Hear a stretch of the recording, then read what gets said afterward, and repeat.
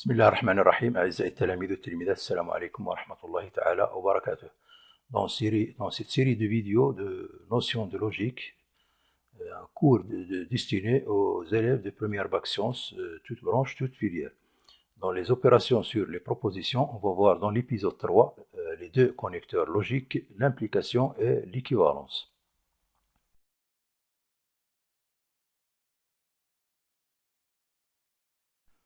Donc, pour les deux connecteurs logiques, l'implication et l'équivalence, on va voir les définitions et les exemples on termine avec un exercice d'application. Donc, étudions quelques exemples. Donc, en général, un théorème s'énonce ainsi. Si hypothèse, alors conclusion. C'est-à-dire, si on a les hypothèses bien vérifiées, alors on aura cette conclusion. Prenons l'exemple suivant. Quel que soit x appartenant à R, si x est supérieur ou égal à 1, alors x carré supérieur strictement à. C'est une proposition qui est vraie. Ici, deux propositions qui sont liées par si alors. Si alors, c'est un connecteur logique. Donc, si x supérieur strictement à, alors x carré supérieur strictement à. Dans l'autre sens, on n'a pas forcément x supérieur strictement à, on n'a pas forcément x supérieur strictement à. Donc, pour x égale à moins 2, on a moins 2 au carré est égal à 4 supérieur strictement à 1, mais moins 2 n'est pas supérieur strictement à 1. On dit que dans ce cas, que x supérieur strictement à, donc cette proposition implique la proposition x carré supérieur strictement à 1. Donc, on note implique par ce symbole, par cette flèche. Donc, on a ici ce connecteur logique qui est l'implication, qui lie les deux propositions x supérieur strictement à 1, x carré supérieur strictement à 1, qui est une proposition qui est vraie. Considérons la proposition suivante. Quel que soit x appartenant à R, x carré est égal à 0 si et seulement si x est égal à 0. On sait que si et seulement si, ça veut dire quoi? Ça veut dire que si x carré est égal à 0, alors le x est égal à 0. Et dans l'autre sens, si x est égal à 0, alors x carré est égal à 0. Dans ce cas, on a ici une conjonction de deux propositions avec si alors. On dit que les deux propositions x carré est égal à 0 et x est égal à 0 sont équivalentes. Et on utilise le symbole de l'équivalence. C'est-à-dire, on a ici dans les deux sens. Si, alors si P, alors Q, et si Q, alors P. Donc, pour la définition de l'implication. L'implication est un connecteur logique à deux propositions P et Q associées. La proposition notée P implique Q et qui est fausse seulement si P est vrai et Q est fausse. Donc, on lit P implique Q et ça signifie si P, alors Q. On va étudier la table de vérité de P implique Q.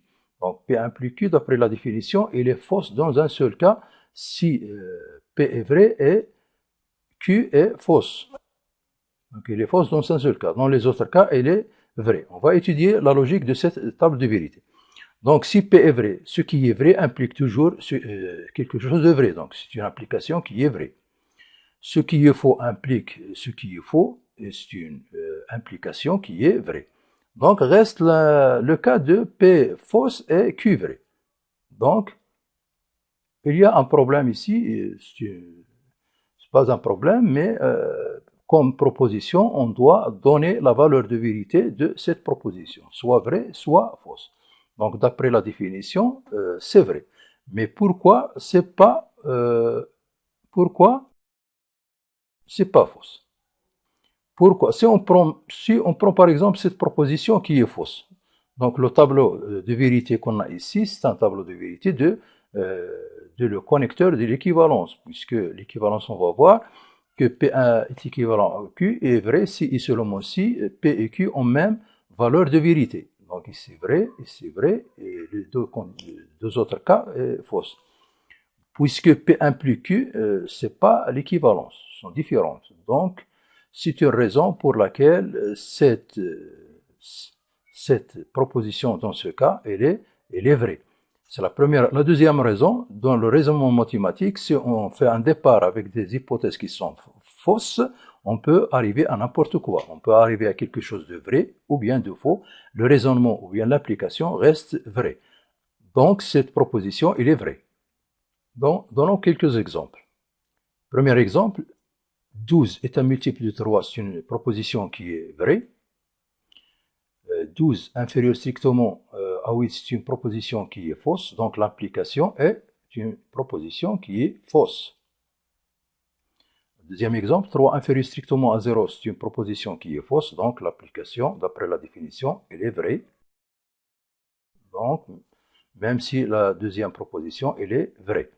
Pour le troisième exemple, on a 5 qui est négatif, c'est une proposition qui est fausse, donc l'implication est automatiquement une proposition qui est vraie, même si la deuxième proposition, sans avoir la valeur de vérité de la deuxième proposition. Donc, remarque, l'implication Q implique P est appelée l'implication réciproque de P implique Q. C'est l'implication réciproque. L'implication n'est pas comme un connecteur, comme une opération sur les propositions, n'est pas commutative. C'est-à-dire Q implique P, l'implication réciproque, et P implique Q n'ont pas même valeur de vérité. Il suffit de prendre le tableau de vérité en utilisant la définition et on constate que les deux implications n'ont pas une même valeur de vérité. Donc, à l'aide d'une valeur de vérité, on va vérifier que ces deux propositions ont même valeur de vérité. Donc, on peut remplacer l'implication par une combinaison de la disjonction avec la négation, c'est-à-dire P implique Q, c'est non P ou Q. Et l'implication P implique Q et non Q implique P, cette implication s'appelle la contraposée de l'implication P implique Q. On va montrer, d'après la tableau de valeur de vérité, que les deux propositions ont même valeur de vérité. Je prends un exemple pour voir la différence entre ces trois implications, c'est-à-dire l'implication directe P implique Q, l'implication réciproque Q implique P et l'implication, la contraposée. Donc je prends par exemple la proposition suivante. Si je suis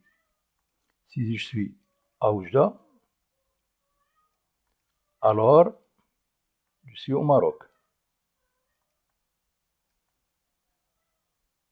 Voilà, c'est la proposition directe P implique Q. Donc ici c'est P, ici c'est Q. Là, la réciproque, l'implication réciproque, c'est-à-dire Q implique P, ça veut dire quoi? Si je suis au Maroc, alors je suis à Oujda. Donc cette proposition, elle est fausse. Pourquoi? Parce que si je suis au Maroc, ça ne veut pas dire que je suis à Oujda. Donc elle est fausse. Ici, c'est une proposition qui est vraie. Donc si je suis au Maroc, ça n'implique pas que je suis à Oujda. Je peux être à n'importe quelle ville du Maroc. Pour la contraposer, c'est-à-dire non Q implique P, ça veut dire quoi? Donc ici, l'implication, la contraposée, non Q, je suis au Maroc, non Q, c'est si je ne suis pas au Maroc. La négation de Q, si je ne suis pas au Maroc, alors non P. Alors non P. Non P, ça veut dire quoi? Je ne suis pas à Oujda. Alors je ne suis pas à Oujda. Voilà la contraposée. Si je ne suis pas au Maroc, forcément je ne suis pas à Oujda. C'est une application qui est vraie. Voilà la contraposée. Donc d'après le tableau de vérité, essayons de vérifier que ces trois propositions sont en même valeur de vérité. Donc pour P implique Q, donc elle est fausse dans un seul cas si P est vrai et Q est fausse. Il est vrai dans les deux autres cas. Pour la non P au Q, on sait pour la disjonction, elle est fausse dans un seul cas lorsque les deux propositions sont fausses à la fois. Donc non P est fausse, ça veut dire P est vrai et Q est fausse. Dans ce cas, donc elle est donc dans le cas où non P elle est vrai et Q est fausse. Donc dans ce cas, c'est-à-dire P est vrai, Q est fausse. Dans ce cas, elle est fausse. Dans les autres cas, elle est vraie. Pour l'implication non Q implique non P, il est fausse dans un seul cas lorsque la première elle est vraie, la deuxième elle est fausse. C'est-à-dire non Q il est vrai, c'est-à-dire Q elle est fausse, et non P elle est fausse, c'est-à-dire P elle est vraie. Dans ce cas, l'implication elle est fausse, dans les autres cas elle est vraie. Donc on constate que les trois propositions ont même valeur de vérité. Voilà, même valeur de vérité. Donc, on peut toujours remplacer l'implication par une combinaison de la disjonction et de l'annonciation. Condition nécessaire, condition suffisante. Donc, les propositions suivantes ont la même signification. Si ABCD est un carré, alors ABCD est un parallélogramme. Ou bien ABCD est un carré implique que ABCD est un parallélogramme. Donc, pour que ABCD soit un parallélogramme, il suffit qu'il soit un carré. Donc, si ABCD est un parallélogramme, pour que ABCD soit un parallélogramme, il suffit. Donc, soit un carré, c'est une condition suffisante pour que ABCD soit un parallélogramme. Et pour que ABCD soit un carré, il faut qu'il soit un parallélogramme. Donc, le fait qu'il est parallélogramme, c'est une condition nécessaire pour que ABCD soit un carré. Donc, dans ce cas, on dit que ABCD est un parallélogramme, c'est une condition nécessaire pour que ABCD soit un carré. Et que ABCD est un carré, c'est une condition suffisante pour que ABCD soit un parallélogramme.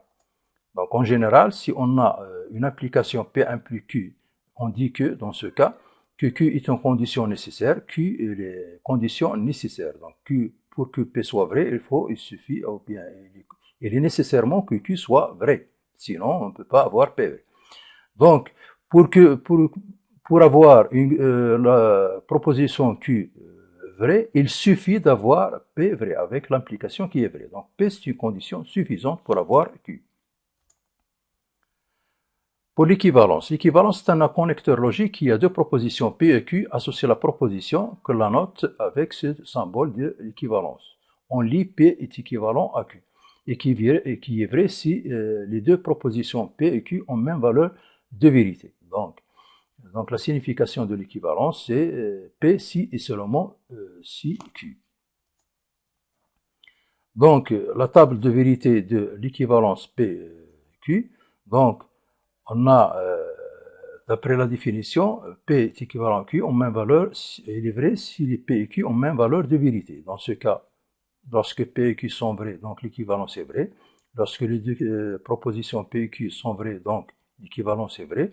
Dans les autres cas, elle est fausse. Prenons quelques exemples. Premier exemple, on a 3, c'est un nombre impair, c'est une proposition qui est vraie. 6 divise 18, c'est une proposition qui est vraie. Donc l'équivalence de ces deux propositions est vraie. Deuxième exemple, racine de 2 est un nombre irrationnel, c'est une proposition qui est vraie. La deuxième proposition, quel que soit x appartenant à 1 R, 1 inférieur strictement à x carré, c'est une proposition qui est fausse, puisqu'il existe des réels qui leurs carrés sont supérieurs à 1. Donc cette équivalence est une proposition qui est fausse.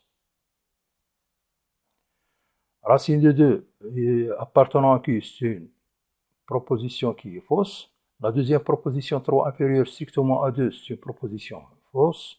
L'équivalence de ces deux propositions est vraie. On a ici une remarque. Si P et Q sont deux propositions, les deux propositions suivantes sont équivalentes, c'est-à-dire même valeur de vérité. P est équivalent à Q si P implique Q et Q implique P. Donc on dit dans ce cas que P est une condition nécessaire et suffisante pour Q. Donc pour montrer que les deux propositions ont même valeur de vérité, c'est-à-dire l'équivalence ici, c'est la conjonction de deux implications. L'implication P implique Q et l'implication réciproque Q implique P. Dans un tableau de vérité, on a ici P et Q, les cas possibles de valeur de vérité de deux propositions P et Q. Donc on a ici l'équivalence de P et Q lorsque P et Q ont même valeur de vérité, donc P est équivalent à Q, proposition qui est vraie. Donc si P et Q valeur de vérité différente, donc on a la proposition d'équivalence P et Q est fausse. Donc ici P implique Q, donc on sait que l'implication elle est fausse dans un seul cas, lorsque P est vrai et Q est fausse. Elle est vraie dans les autres cas. L'implication réciproque, donc elle est fausse dans un seul cas, lorsque la première est vraie, la deuxième est fausse. Donc lorsque Q est vrai et lorsque Q est vrai et P est fausse. Donc la conjonction de deux implications, donc pour la conjonction de deux propositions, il est vrai lorsque les deux propositions sont vraies simultanément. Donc dans ce cas, c'est vrai, dans ce cas, c'est faux, dans ce cas, donc c'est faux, dans ce cas, sont vrais et vrais, donc c'est vrai. Donc on remarque que les deux propositions P est équivalent à Q et la conjonction de deux implications, l'application P implique Q et sa réciproque, ont même valeur de vérité, ça veut dire qu'ils sont équivalents. Donc, cet exercice donne la négation des propositions suivantes avec A en nombre réel. Donc on va donner premièrement la négation de P implique Q et en utilisant ce résultat, on va donner la négation de la proposition suivante. Deuxième exercice, A et B sont deux propositions. On va montrer que les propositions suivantes sont toujours vraies, quelle que soit la valeur de vérité de A et B. Donc on a A et non A implique B est toujours vrai. Donc la deuxième proposition, A implique, entre parenthèses, non A implique B est toujours vrai. Donc faites pause à la vidéo, essayez de faire cet exercice. Donc passons à la solution de l'exercice. Donc la négation de P implique Q. Premièrement, on a P implique Q.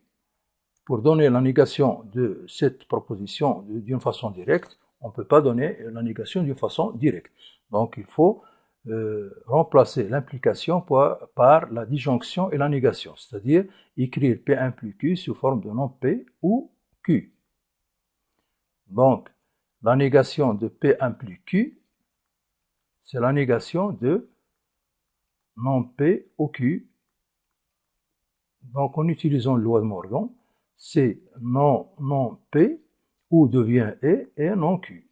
Ça veut dire non P c'est P et non Q. Voilà, la négation de P implique Q, c'est P et non Q, ce n'est pas une application. Donc la remarque, la négation d'une application n'est pas une implication. Donc on va utiliser ce résultat pour donner la négation de la proposition. Donc on va noter cette proposition par exemple R. On a quel que soit epsilon positif, on a la valeur absolue de A inférieure strictement à epsilon, on va la noter P par exemple, c'est P, implique Q qui est la proposition A est égal à 0. Donc la négation de cette proposition R, quel que soit, donc il existe epsilon positif. Donc d'après le résultat précédent, la négation de l'implication c'est P, c'est-à-dire la valeur absolue de A est inférieure à epsilon, et non Q, c'est-à-dire non A est égal à 0. Donc, finalement, on a la négation de cette proposition. Il existe epsilon positif, tel que la valeur absolue de A inférieure à epsilon et A différent de 0. La négation de A est égal à 0, c'est A différent de 0. C'est la négation de la proposition R. Donc, pour le deuxième exercice, on a pour A, on va montrer que cette proposition est toujours vraie. C'est une application de A et non A et de B. On remarque ici que la première proposition A et non A est toujours fausse, puisque A, la conjonction de A et non A, l'une des deux propositions est fausse, donc la conjonction est fausse. Donc puisque A et non A est toujours fausse,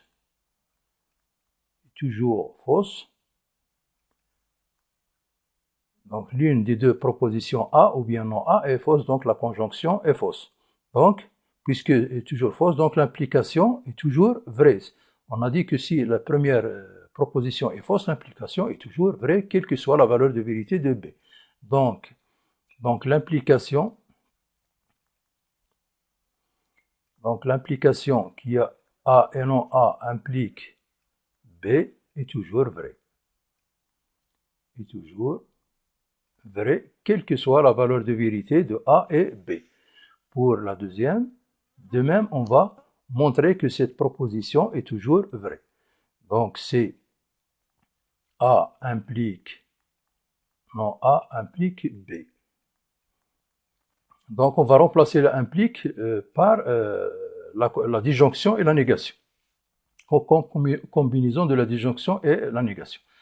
Donc, on va remplacer par exemple la deuxième implication. Ici, on a P implique Q, c'est non P, c'est-à-dire non A ou B. Donc, c'est A implique toujours non A c'est A ou B. De même, on va remplacer cette implication par la disjonction et la négation. Donc, on a ici P et on a ici Q. Donc, c'est quoi? C'est non A ou Q. Donc, O, non A ou Q. Donc, on a le OU ici. On sait que le OU, il est associatif. Donc, c'est non A ou A ou B. Donc, on a la disjonction de deux propositions. Cette proposition est toujours vraie, quelle que soit la valeur de vérité de A. Donc, l'une des deux propositions est vraie, soit non A, soit A. Donc, la disjonction de ces deux propositions est toujours vraie. Avec quelle que soit la valeur de vérité de B, cette conjonction, la disjonction de ces deux propositions est toujours vraie. Donc, puisque non A ou A est toujours vrai,